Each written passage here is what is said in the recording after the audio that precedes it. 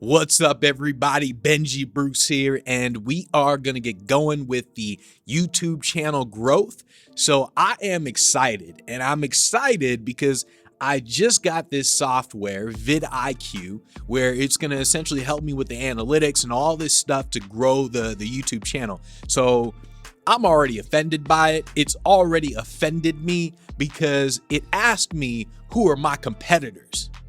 Benji Bruce ain't got no competitors.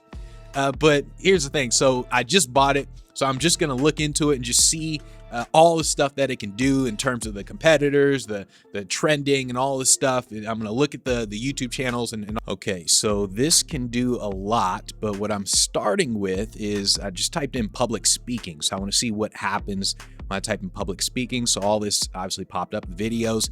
So let's see here. What is this? Enable keyline. Okay, keywords. Whoops. All right. Oh, that's cool. All right, so it shows all the keywords for each video. Okay, cool. So here, let's see, highest views. I'm assuming that adds up all the views or whatever. I don't know. Top creator, Ted. Man, don't nobody know who Ted is. Ted Talks. Don't nobody listen to you guys. Come on, Ted. Come on. We're gonna change that to Benji Bruce.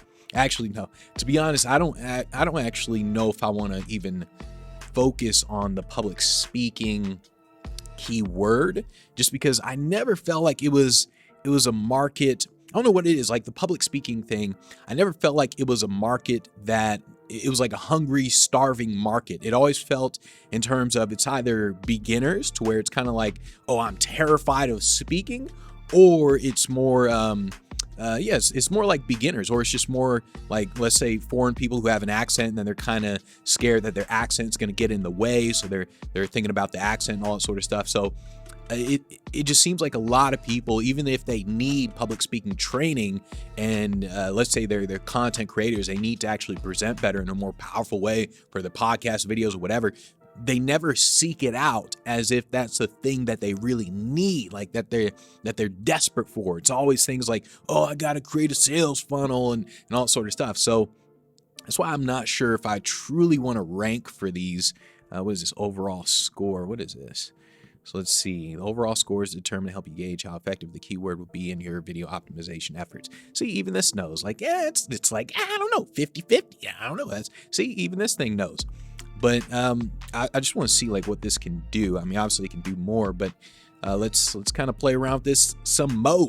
So this is what I'm talking about when it comes to the public speaking niche, or just the public speaking keyword. So even when I search public speaking in here and I look at views per hour past 30 days, or even if I just search, so I can go here to views, it's like, even if you just look at the number of views. So this is an interesting channel. I don't even know what this says, this title here, but look at it. So see the top people, 3,000 views, 570 views, 385. It's just not enough with this niche.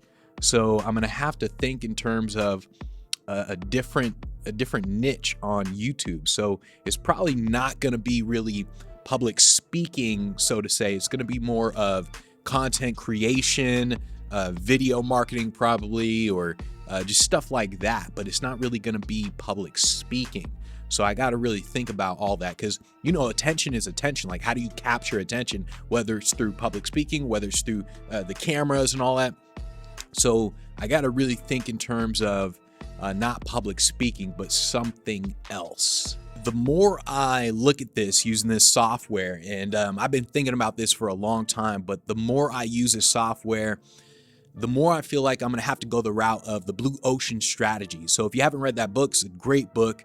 It basically talks about how everyone's in a certain market, and if you're competing within this market, then it's like a bloodbath. He calls that the red ocean strategy, or the red ocean, because it's a bloodbath. Everyone's competing for the same thing. But if you take yourself out of it and you create a whole different market, it's now the blue ocean strategy. And so as I'm looking up things like communication skills, public speaking, and stuff like that, there aren't really any channels that really dominate the market. There aren't really any channels that kind of show this is a great market to be in. And so, I mean, it's a bad thing when there's like no competition. That's actually a really bad thing, just because it shows that it's probably not a money-making market. So I think I'm gonna have to go more the blue ocean strategy in terms of what I'm gonna do with Speaking Lifestyle, because Speaking Lifestyle at first it was just here's how you get paid speaking gigs, or here's how you get speaking gigs. And what I'm doing now is I want to expand the market to where it's here's how you capture attention, here's how you captivate a crowd. And captivating a crowd is not just about captivating people on a stage or when you're actually speaking. It's about captivating people whether you're creating a podcast, video content. So it's like, how do you captivate people in such a way where they want to keep coming back, watching your content, listening to your content, where they stay engaged throughout the video?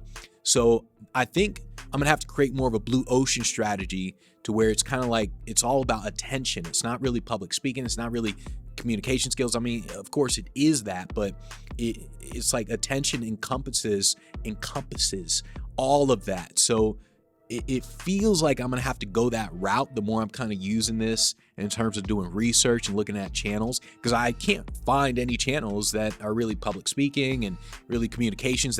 It's like just about that.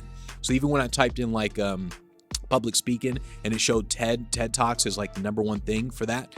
Well, TED Talks, I mean, of course it's speakers speaking, but the actual channel isn't about public speaking. It's just about ideas. So it really kind of confirms the whole thing that's been in the back of my head for a while, in terms of I'm gonna have to go this route, this blue ocean strategy of here's how you capture attention for your podcast, for your videos, and all that sort of stuff, and just here's how you become a powerful presenter in general. So to be continued.